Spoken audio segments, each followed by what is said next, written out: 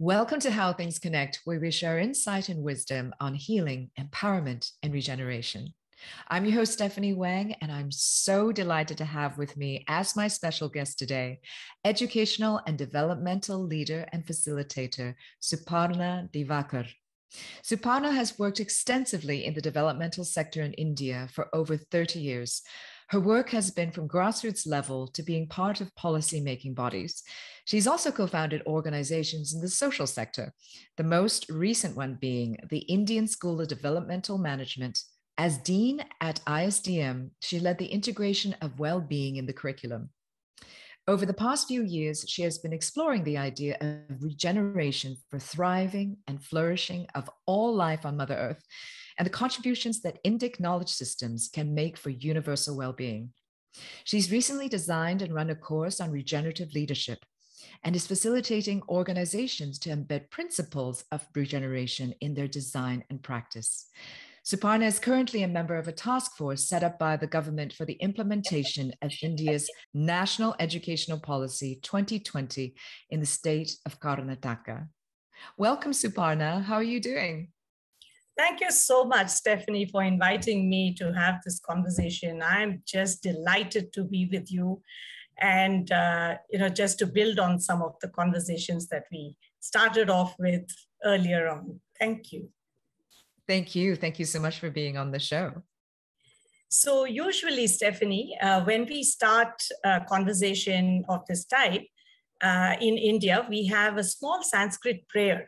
And I thought it might be appropriate to start with that prayer and, then have our conversation. Would that be all right? That would be wonderful. Okay. So what I thought was I will just, I have a very simple translation of it, and I'll just share that on the screen and we can start. Yeah. Mm-hmm.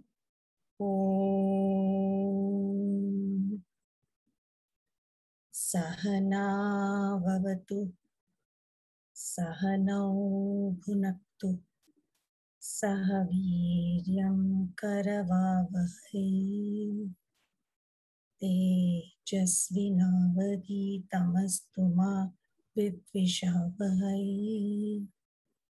Om Shanti, Shanti, Shanti.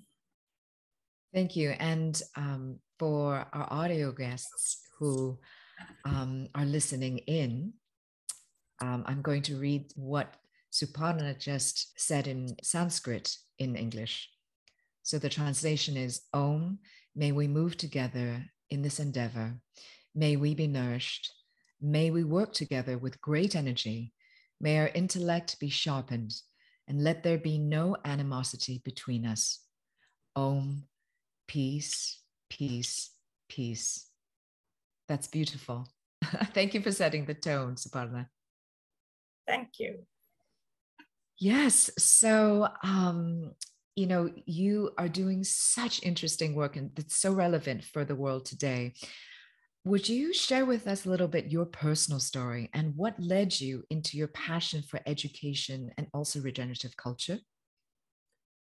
Yeah, so I actually began my work, as you said, 30 years or so ago. And it began in the space of capacity building at the grassroots, to be looking at how do you build the capabilities of individuals, of institutions, of small organizations, community organizations, to look at deciding their own paths in development. So it was already in a space of education in some ways. Over the years, I moved into education formally. I have been working in school education as well as in higher education. And a lot of this conversation around regeneration and my own involvement in this space has been over the past 5-6 years. Soon after I set up, sort of co-founded ISDM. And a lot of conversations around development began to ask the questions around what was happening around the world And that's where this whole interest also began. So I was just curious, I mean, on a more personal level, there are so many, I mean, regeneration and education can go in many levels, but why particularly are you passionate about this particular aspect? So I am watching or interacting with a lot of young people, Stephanie, right? As a part of my work, in higher education, I interact, on a regular basis, I mentor a lot of young people. I am also seeing what the science is telling us about what's going on in the world around us. And the fact that we have crossed 5 of the 9 planetary boundaries is not encouraging by any standards. So there's a lot of stuff happening in terms of the socioeconomic inequities that we are seeing, which is growing rather than reducing. We are seeing destruction of nature around us. There's a lot of exploitation of people as well. And so there is a sort of dissonance, right? You can't live in a world that is like this. You can't leave a world that is like this for your young people. And so it was just this sort of desire to be able to contribute to transformation, to change, towards something better, right? And education is a beautiful space that enables that, right? It's a space of leadership. It's a space of influence. It's a space that enables you to build conversation with young people. So it's something that's very, very close to my heart. And so, yes. Yeah. And I think you and I were talking about recently how, there are quite a number of mental health issues that you've been observing among the youth. And that seems to be honestly a global phenomenon. And I think one of the things that you brought up, which I would love for us to just chat more about, is this sense of disconnection, is this sense of disassociation almost. And as some of that, I would almost venture to say a big part of their depression and such that you've observed, at least through your work, has been because of this disconnection. If you could elaborate on that, that would be great. So I just want to take a step back, Stephanie, because I think a lot of this has to do with the conversation around the purpose of education in the first place. Right. And I feel that for a very long time now, we have lost our way with respect to the purpose of education. It's become more draining people to, take up jobs. And basically in India, for example, over the past 300 years or so, we've had a very colonial system of education, our traditional systems of education, and the focus of that education was very different. And I think the fundamental reason, right, or the purpose of education is really in our tradition about what is, or trying to answer the question of who am I? What am I doing here on earth? What is my purpose? And education was supposed to help you to explore these questions, to inquire into these questions, right? And so the tradition with respect to education was telling you that the purpose of life is to attain moksha or nirvana or self-realization, right? Most of Indic philosophy is really focused on that. And that the economic aspect and the aspect of fulfillment of our desires, right, has to be bookended by dharma and by the idea of moksha. And dharma is really about, it comes from a root which talks about that which sustains, right? So what is sustaining? Anything that you do in terms of economics and in terms of fulfillment of desires has to be within the limits that enable sustainability, right? So I think somewhere we don't teach this anymore, right? Mm-hmm. And so in the pursuit of happiness equal to more consumption, more production, acquisition of more things, people think that they're going to be happy by having more. Then they have lost this larger sense of purpose, right?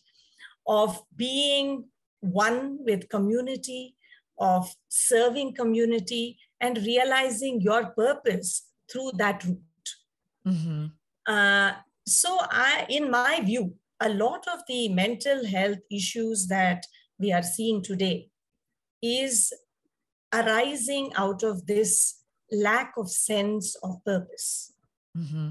And or the purpose becoming driven by economics, right? You've become homo economicus somewhere along the way.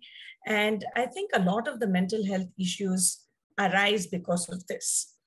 I also think that, in the tradition of Indic philosophy, as well as a lot of the indigenous philosophies, right, and the so-called pagan, philosophies, there was a deep, you saw yourself as a part of nature, right? You saw deep connections with other people. You didn't see them as separate, right? And the fact that you had a relationship with others, you had a relationship with nature, which was very sacred, right? It grounded you. It built this sense of love, of compassion, of care. What else do you need to stay mentally well, right? I think we've lost all of those, Stephanie. And I think education has a very, very important role. I don't know if there's any other way. It has to be education. Yes, no, I hear you completely. And it's really interesting because, I think back into ancient teachings, way back with the Greeks, with the Chinese, with the Indians, and how wisdom teachings, philosophy, and way of living was always part of that education. And yet, I don't know, maybe, and I cannot pinpoint this exactly, but maybe it was starting in the age of scientific rationalism that started to kind of suddenly become simply an academic study, and instead of something that is an essence of life. And then, or it became sort of relegated to the spiritual and religious studies that weren't really, that were very separate. And it's really interesting because we are slowly, over the last many years, coming back full circle with a lot of these types of, we could say, I think in modern terms, more Eastern ways of thinking and incorporating how to be in the world through the recent sort of popularization of meditation, coming to one center and such. But what's really interesting, and I wanted to ask you about this, is that the movement, let's say, starting from the 1960s, right, all the way through now, slowly but surely, and then recently having a real upsurge on sort of individual awakening, right, and the awakening of one's soul and being connected, mind, body, spirit, instead of just being in one's body. And, with that came a lot of the health movements as well, with meditation and yoga, all of that. But what's interesting is the individual awakening and individual wellness has, to me, seemed now to transcend to more planetary wellness, because clearly we've surpassed 5 of the 9 planetary boundaries, and we are in the 6th Anthropocene age and are facing extinction possibility. So this puts all of our, what we're talking about today in a different context. And that what I've seen, at least in sort of the movement that, and the conversation around climate change, to just addressing what's happening on the earth with animal species, that has started to connect the two, individual awakening planetary awakening, also this idea of obviously we are connected and we are now feeling the consequences of all the actions we've taken throughout the Industrial Revolution until today. And I'm curious, does that resonate? Yes, absolutely.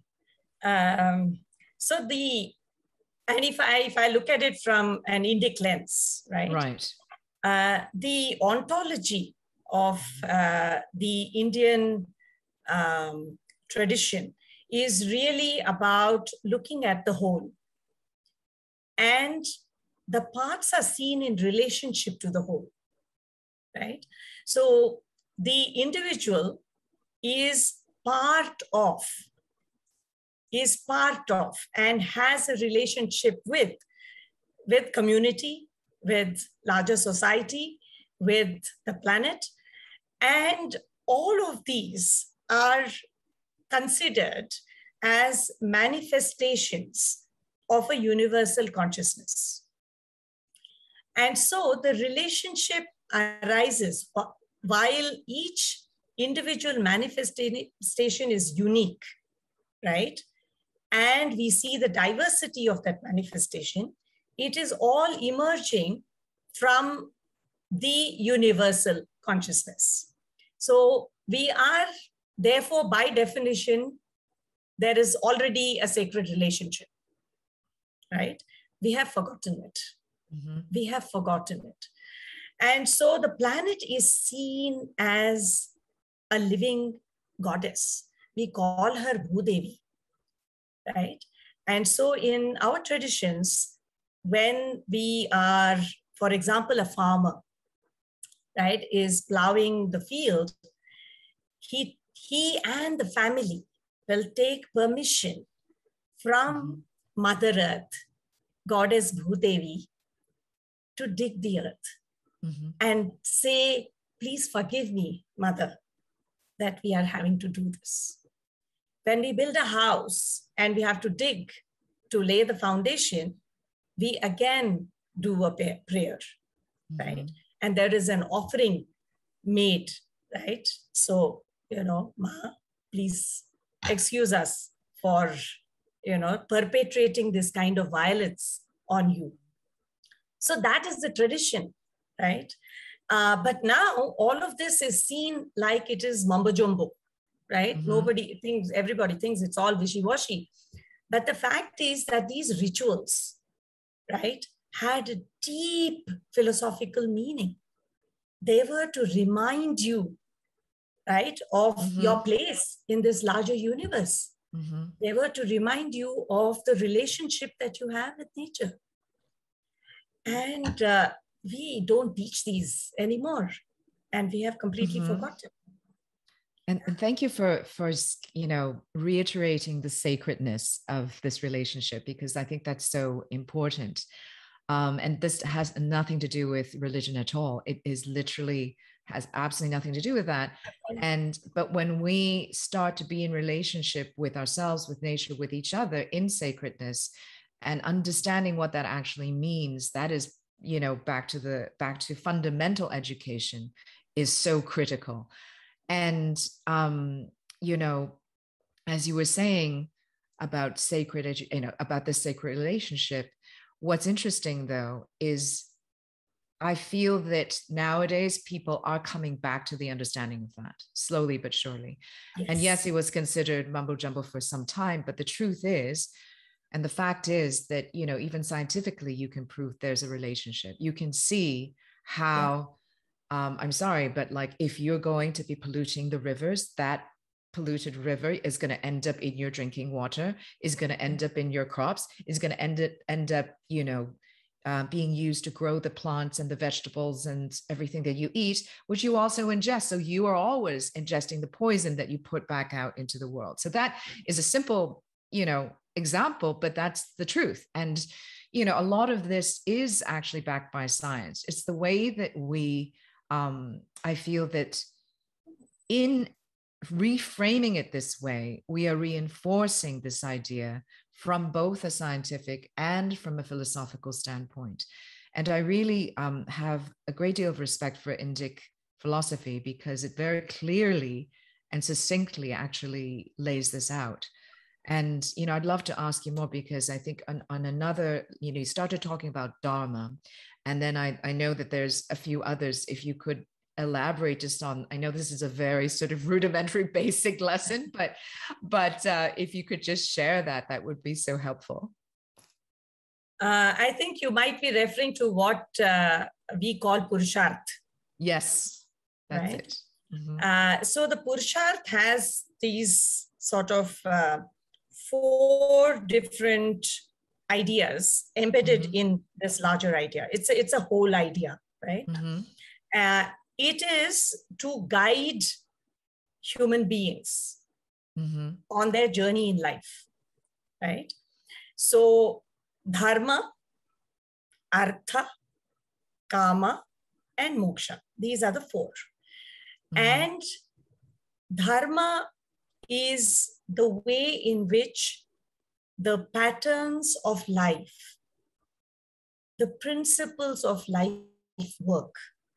And artha, which is economic activity or related to materials, and kama, which is about fulfilling human desires, have to be within the laws of dharma, which is it cannot go against the patterns of life.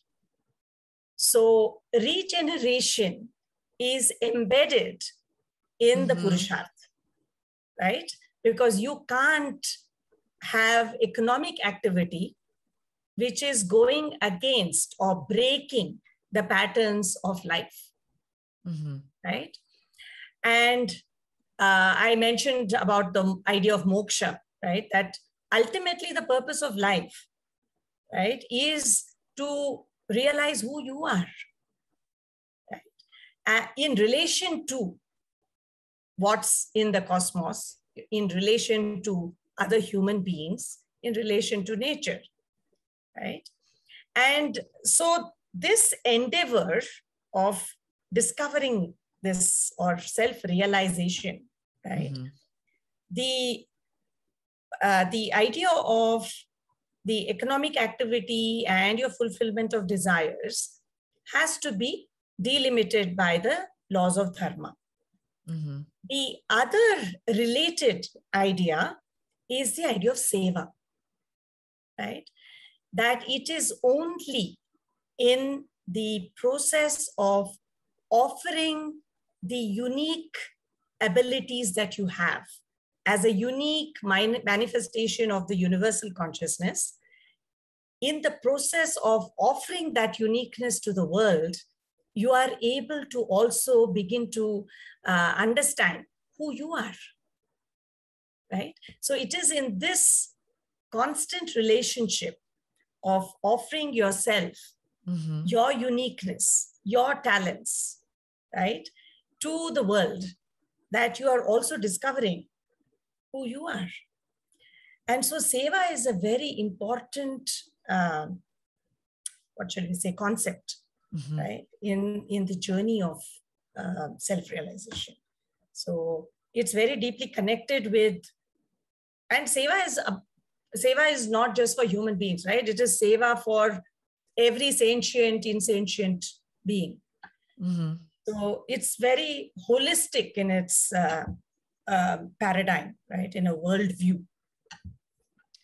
Yes, thank you. I don't know if I answered your question. No, absolutely. And thank you for sharing concepts of Pusharta.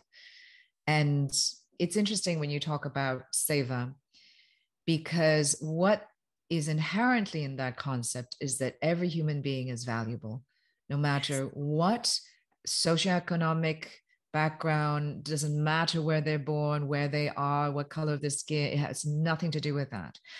And it also means that every human being, therefore, is deserving in themselves just by being, just by existing. And there is something incredibly liberating and incredibly loving when we really start to reframe everything that way for ourselves, actually, just to be in the world, because, obviously the journey on this of life on earth can be rather challenging. Yes. And, it also then reminds us to never consider anybody above or beneath us, really, at the end of the day. We each bring our own unique gifts to the world and in our own frequency. And, this wonderfully holistic way of looking at the world and of looking at life is very, very valuable. And it is absolutely something that's missing. Certainly we don't, that doesn't exist, in the West, and I would say even in the East, unless very specifically in certain areas and regions and specific schooling systems. It's not something even that universal, sadly, even in the East anymore. Yeah. So it's wonderful that that's what you're bringing into reimagining what education should be like, and giving people this option. So is that, has this always been something that the Indian government has been implementing, or is this something that you've been championing, or that, has been a movement in India? So equity has been one of the pillars of education in India. It has been talked about for the longest time, right? Partly because many of the systems that emerged over the past 300, 400 years were not equitous, right? So equity is definitely, being driven. It continues to be driven. But I just, the insight that you brought about equality, I want to connect it to gender. Okay. Right. And I'm just thinking that the idea of everybody being, equal, right? At the very core, while we are different, right? While we're equality doesn't mean sameness. Right, exactly. Right? Yeah. That's important to distinguish. Yeah. So when we are different, right? We have seen for a very long time, right? Women being considered unequal to men. I think what you said, right, is so powerful, because it brings back the conversation around all these gender-related issues. And the idea of the divine feminine. Right? So it's beautiful what you just said about the equality. So now I'll come back to the equity issue. I'm glad you brought that up. I'm glad you brought that up. Yeah, because it's something that is continually an issue. And now, of course, not now, but since forever also, we have, gender identity and people, of who are not cisgendered, who are not traditionally heterosexual. There's that side of the equation as well. So there's this really is a huge topic. And again, I feel that it's important to teach at a fundamental level, because it's about respecting all life in whatever forms that it takes. And especially in how we value ourselves, and how a society therefore values its citizens, its communities, and how, diversity, therefore, again, building on equality, actually understanding that diversity is something that is essential to a well-functioning and healthy society, nation, planet. So we can take this on sort of, microcosms into macrocosms. So I'm glad you brought that up. Yeah. Yeah. Oh, absolutely. You look at life thriving around you, right? It's not monoculture that thrives. Right. Right? It's life is thriving because of diversity. Absolutely. Because of the cooperation between species. Yes. Right? And today there is more and more research talking about even trees talking to each other, communicating. Oh, absolutely. With each other. Yeah. Trees, So, mycelium. Yeah. All of yeah. it. Yeah. Mhm. Right. So I just think just life will thrive because of that diversity, will flourish because of the diversity.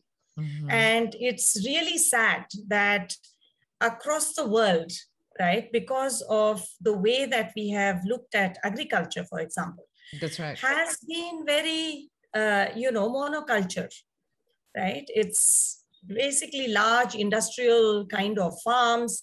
And somewhere along the way, we lost this sense of, that diversity is so important for healthy ecosystems. And Absolutely. yeah, and so today the Absolutely. regeneration is talking about, permaculture and all of that. Mhm. Um, of course, there's a lot of pushback on many of these things. Mhm. But diversity is foundational to thriving, Mhm. to Yeah. flourishing, right, of life. And and then if you look at simply the example in agriculture, if you do monoculture farming, you end up having blight that wipes out your entire crops. You don't have any resistance, and in fact, there's no resilience. So there's an Yes. absolute sort of reverse correlation between resilience and monoculture and Yeah. monoculturing anything. And that's true for, actually, you can take that example and actually have that as an analogy for societies as well, and having sort of if, I mean, you could look at even genetic. I mean, I don't want to, we're going to get too far off the topic, Yeah. but even you look at let's say with the pharaohs, for example, everybody was marrying their sister or their brother, and then you end up having all these deformities that, and Yes. obviously this is something that's known today. But if we actually take the time to look at where these patterns exist in nature and in history, you'll see the same patterns and the same sort of guidance that we're being given all the time if we just observe. And I Yes. think that's important. But back to the pushback, because that was one of the reasons why I asked you about Indian government and how your work has been received or not received, and to hear that equity has always been part of the educational sort of push in India, and yet with this idea of regeneration, how has that been? Because obviously there's still been a history of colonialism, and therefore all the industrial farming methodologies, and just again back to agriculture. But in terms of education, where have you seen that sort of push and pull happening? So you are connecting the dots, Stephanie. That's the theme of your podcast as well, connecting the Yes, dots. absolutely. Yeah. Yes. So in education, we have a new policy now. Mm-hmm. It's come out in 2020, and that's part of my work as well. So well-being, right, is specifically mentioned in this policy, which is just amazing, right? That's amazing. Because there aren't many education policies which talk about well-being as being a very important part. It has just started with OECD coming up with reports on well-being and things like that. So while the word regeneration is not specifically mentioned, there is a lot of emphasis on integrating Indian knowledge systems. And the ontology of Indian knowledge systems is all the things that I was talking about, right? About looking at things holistically. Mm-hmm. Our traditional medicine looks at things holistically. You don't just start tinkering with parts, right? It was very much part of, the Ayurveda to look at your whole body, not just the physical dimensions, mm-hmm. right? Mm-hmm. Because there was a deep connect between the physical and the mind. So these are elements that have got emphasis in the new policy. And I think, therefore, there is now a lot of conversation happening in higher education institutions in particular about how to integrate these ideas. Lots of new private universities are coming up. There's a lot of conversation. There's a lot of vibrancy, right, because of the NEP. It's not just a policy that was written and, sort of kept in the cupboard. There's a lot of discussion on how are we actually going to implement it. So my own work, Stephanie, has been to look at, can we start bringing in the idea of regeneration in a business management course? How can a business design student think about giving voice to a river, voice to a mountain? Can we look at organizations as living systems, not as machines, not as a car, right? But as a living system? What would that mean if we had to start designing people policies, right? So how can we reimagine the entire business management program from this perspective? How do you look at design thinking beyond human-centered design, right? And so that's the space that, I've started engaging with institutions, with faculty, to start exploring this integration, right? And so it's really challenging, but good fun. Can you share an example of a case study? I'm very curious, because that's wonderful that that's happening. And at the same time, I can imagine the pushback there. Yeah. So I recently did a course called Social Innovation, right? It was a short program for a group of business design students. And one of the projects that I had given them to do is to conceptualize some product or process that would make life in rural spaces or villages of India better. And in this process, I challenged them to think of eco-social design, moving away from a human-centered design, and then to think about what would it mean if you were to design a product, right? And, students found it very interesting to take up such a project. But the default mode is to slip back into looking at, what does it mean for humans? Right? So if you started making brooms from a local grass species, right?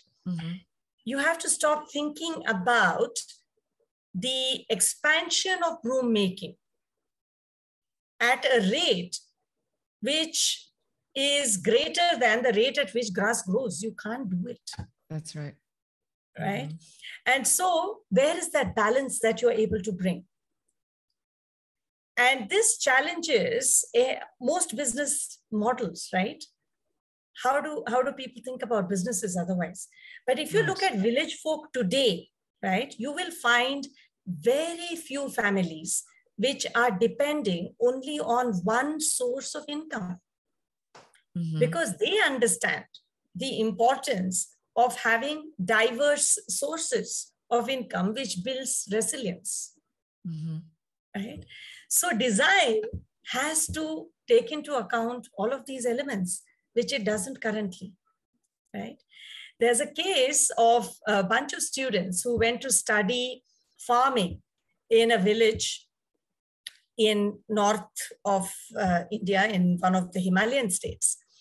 And very interesting study, right? Because these students, and they were from Mumbai, which is, one of the biggest cities in India. And they came there and spent about 6 to 8 weeks as a part of their project.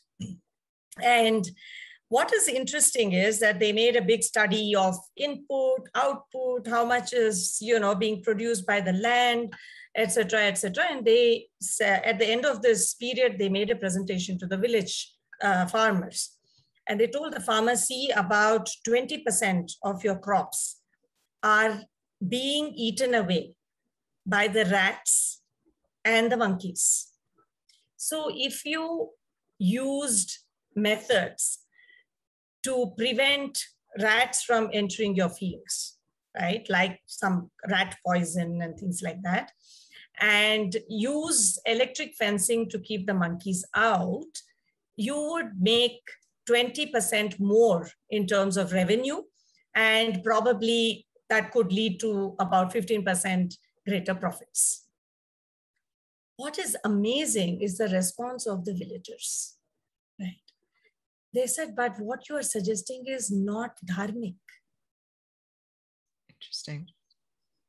Right? And so you're really thinking that if you thought of it from only a human-centric design, you would be thinking about how are these farmers going to make a profit. Mm-hmm. But these village folk, right, who we think are uneducated, are people who are thinking more holistically, Mm-hmm. who are thinking about their relationship with other living beings on that same land. Right? So they're happy, it's okay. We are losing 15% of our profits, it's fine. Because that's not dharmic if we are Mm-hmm. pursuing only profit. Mm-hmm. Right? Mm-hmm. So there is room for us, and it is in my mind, right? It's very urgent, Stephanie. It's very urgent for us to get our young people to engage with these ideas, to be Mm-hmm. able to think about them in terms of practice. How will it embed in their practice? Which is what is going to lead to the kind of paradigm transformation we need. It's a transformation, it can't be just change, right? Absolutely. And I think the only way to do that is to practice it right. And, being a business owner myself, it's something I'm confronted with all the time. Yes. Because it's like, okay, I am, let's say, using this particular input or ingredient that's a plant now. The more the company grows, the more I'm needing to purchase this plant ingredient, but then that exerts pressure on the source. Now, is this doable? First of all, is there an abundance of this? Am I creating an issue and threatening a particular species, for example? Yeah. And that's really important. And I mean, and then also, what are the repercussions of that? Like, maybe we can farm this, but then if we farm this, are we taking land from people that normally wouldn't, so there's a whole chain reaction that takes place, and it forces us, when we actually think of everything holistically, it prevents us from being lazy and complacent. And of course, as human beings, we tend to like to be a little bit complacent and just kind of get it done and just over with, and we go and watch our telly and whatever other entertainment. But we are being forced to really reckon with the consequences of our actions. And I think it's really important, and it seems that that's what you're saying to the young people. It's not like, oh my God, this is some kind of a punishment. It becomes transactional again in another way, because it's saying, no, you can't do this. Now it's a one-to-one. How do I do this? How do I do that? And then avoid getting penalized by fees over here, or be getting penalized by the community because they think I'm doing something bad for the community or for the environment. But what I feel that is also super, super necessary in the education process is to see this as an opportunity. It really it's a project rather than a problem. Yes. And that's a very different way of thinking, because then it's going, hey, if you're an entrepreneur, or if you're a company or corporation already established, here is a whole new area of entrepreneurship, in a way, of social entrepreneurship, but just entrepreneurship in general, because increasingly people are more and more aware of these issues. And in fact, if you are just simply focused on the bottom line and you want to make it sustainable, you actually absolutely have to take into account all of these other factors, because again, we're in this sort of place psychologically where we've always been like, oh, we'll just keep growing as a population, and there's infinite resource and we just can keep plundering Mother Earth. And that's just not true. We have a finite number of resources, but we actually have the know-how and the imagination to make it work. We just simply need to switch that mentality around.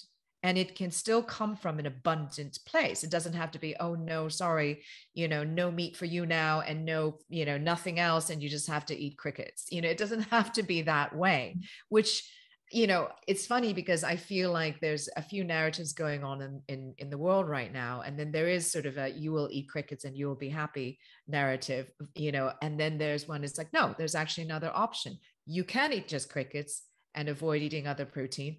And at the same time, if we understood how animal husbandry works with farming together, you have a very different way of understanding the life cycle, and therefore how we can make land productive in a way that is much more sustainable and regenerative on top of that. Yeah.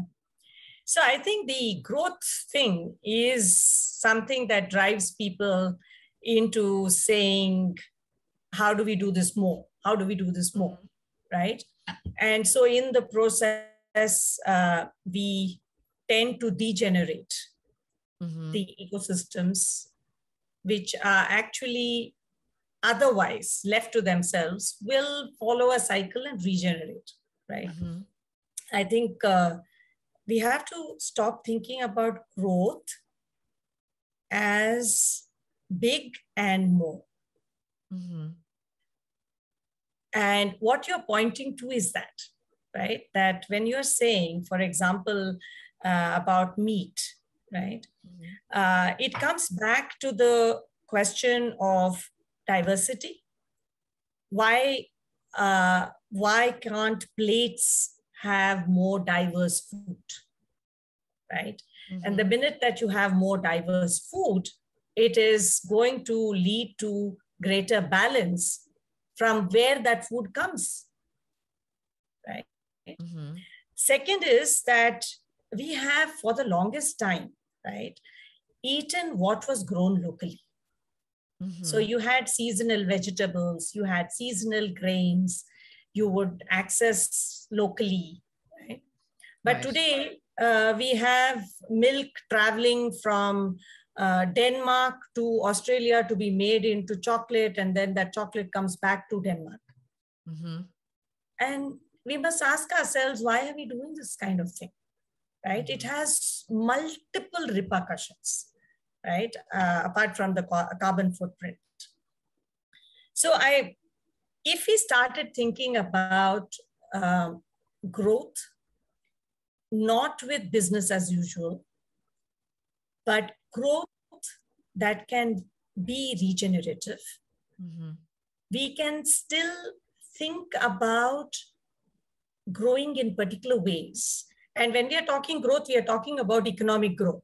Unfortunately, when we say growth, we forget the economics part of it, right? We are not talking about other types of growth. We are talking about economic growth. Yeah, all the time. And so if we start looking at the regenerative pathways, right, that can enable sufficient and adequate, right, economic prosperity, then it's enough. So how are we going to think about what is enough? That's a very good question. It's a very good question. What is adequate? And this sort of couples with the idea of abundance, right? Because on the one hand, we know that the rate at which nature is able to regenerate is slower than the rate at which we are exploiting her, right? There is a certain pattern, there is a certain time required for that regeneration to happen. And the rate at which we are, very greedily pulling away at stuff that Mother Earth is giving us in her generosity, it's just not possible for us to continue on the path that we are. However, there is still a possibility of having a sense of abundance if we learn to share. somewhere along the way, we have forgotten that it is possible to share. Because I need my own cycle. I need my own room. I need my own whatever, right? I know houses which have 5 televisions. Why do you need 5 televisions? Right? So that the simple idea of going back to sharing can create a sense of abundance. There is enough. It's because of this sense of individual ownership, right? That we are getting into this thing of, vicious cycle of scarcity, of not feeling enough, not this thing, that thing. Absolutely. And I also have to, I think this goes back to the whole education conversation again, because it's what we're taught. I mean, you look at, obviously with all the media that's out there, oh, you need to buy the latest iPhone, you need to get the latest this and that. And I mean, I understand, again, this is very interesting in the sense that it's completely linked to our economic model, because that we are literally in a model globally where we are relying on infinite growth, growth and infinite debt, actually. So we're constantly pushing and kicking the can forward. And, that has its own consequences as well. So consumption and the importance of consumption in growing GDP, which is a huge part of the equation of GDP, right? And economic growth, there is that, that now goes into the economic system that we are, and central banks and central policy makers are all kind of trained. But this is exactly where the Pusharts come in, Stephanie. Yes. Because artha cannot, be adharmic. It cannot be something that is breaking the patterns of life. Absolutely. Right? So bringing that back in terms of education, again, I think then educating youth, especially to understand this concept, is critical, because otherwise we'll never get out of this paradigm until we get to the point where we're annihilating ourselves. And we already are doing that, of course. But, I'm curious, going back to your monkey and rat example in the fields with the farmers, when the farmers said, the villagers said that to the students, how did the students react? And then did they change that solution? And I'm curious, what was the end result of that?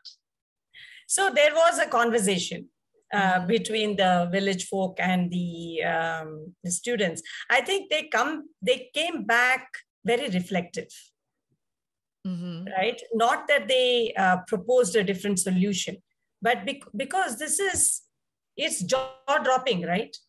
What do you say after that?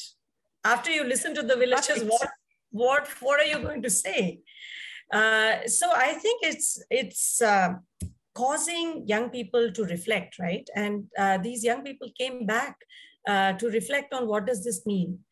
And so there are today, fortunately, people who are working on new models of economics, right? Right. For example, work that Kate Raworth is doing or John Fullerton is doing. There are people who are talking about a different economics. But in India, we were already talking about this, right? Our Pusharts is about that. Right. It is about that. Yeah, no, I mean, I think what is to me very heartening is to see how that is being implemented. It's just not lip service. I think that's, critical. And, with your students, I would even say, well, you know what? Then it actually probably deserves further study. There's a reason why the villagers are saying that. It's not just like, hey, I want to be nice to the monkeys and rats. The monkeys and rats form an ecosystem that if you actually get rid of them, then what else is going to happen, right? Then you might have pestilence of a different kind, and then it just goes on and on. So it's, I think that there is you can make always an empirical study of this kind of design thinking and what it means in the real world and real impacts on life systems and, the environment, ecosystems and all of that, because then you really start to understand everything as an ecosystem. Even Yes. if, I mean, your family is an ecosystem, right? Yes, If yes. somebody gets sick, everybody gets sick. If somebody, is not so happy and depressed, then everybody gets affected. Yeah, It's, it's very, it sounds very simple, which it actually is. However, it's how we choose, when we choose to think of it or not take it into consideration, that ends up being yes. the issue. Yeah. Yeah. And that's why I was talking about living systems. Mm-hmm. Right? Absolutely. So a lot of systems thinking is being taught to students. But I think the way that we think about living systems of systems thinking is still coming from a very mechanistic frame, right? If we start thinking about living systems, we have to integrate complexity, the adaptability, right. Of living systems, because they're sensing, they're responding, they're creating, co-creating, collaborating, which a system which is mechanistic doesn't do. And so we have to, while people are being taught systems thinking, they're not being taught about living systems. Right. I thought that would be the basis of teaching systems thinking. It should, but it's not, right? Because systems thinking is taught in a very mechanistic way. Yes. Right. Right. Because a lot of it is connected to cybernetics. Right. So it comes from that space, right? So the living system space and the, what Nora Bateson calls warm data, right? A lot of the systems thinking is still in the space of cold data. It doesn't look at relationships. It looks at connections, but it doesn't look at relationships. And relationships are way beyond the cold. Yes, absolutely. Yeah, connection. It's not just connection. It's relationship. Absolutely. And back to what, you were talking about earlier, of reframing everything as relationship rather than resource to be used, is a big part of that. And in terms of, obviously then what you're teaching is very living system based, and hopefully, part of what you're driving forward as part of the National Educational Policy 2020 is very based on living systems. And I hope that this gets spread. We're still trying some of these. Yeah, because like I said, it's not so easy, but definitely trying it. Yeah. But just this point about resources and relationships, right? See, the way that we have designed so-called human resources management, right? The whole thing just, causes so much of dissonance, right? Absolutely. One is the resource part. Why are you calling human beings resources? Right?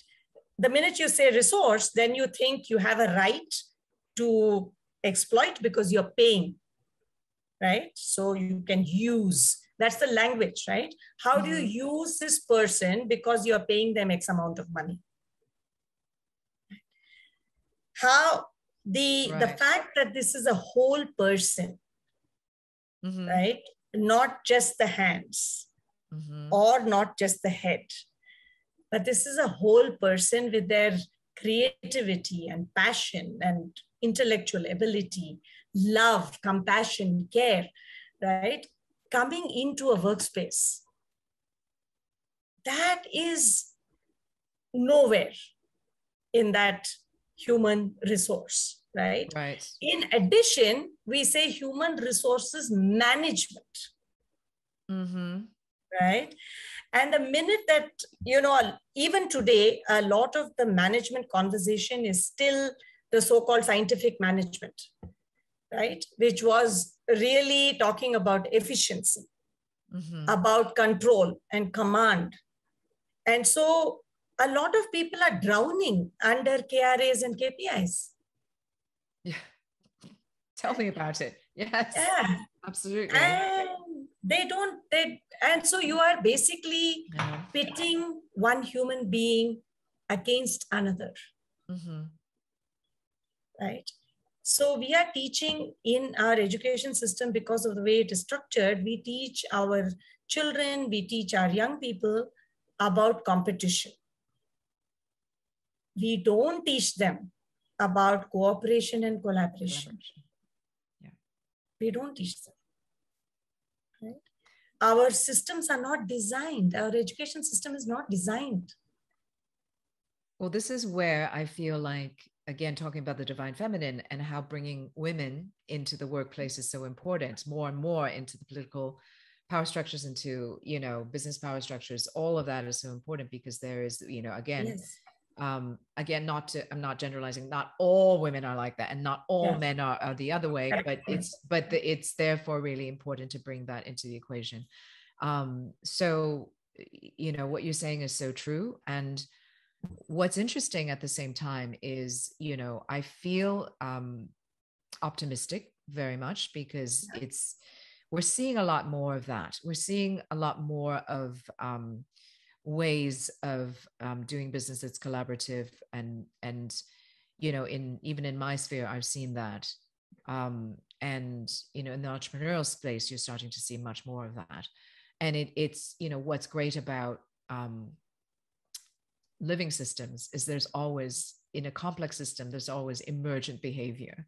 Yes. And I feel when living systems, when they're threatened, there is always something that's unpredictable that shows up. And I feel that a big part of this is what you're talking about, that this is coming as a necessity, really, if nothing else, and it's so, on top of it, obviously it's what is desired and visioned by many of us. But I do feel it's also absolutely how we need to think and behave in order for us to continue to move forward as a species on this planet.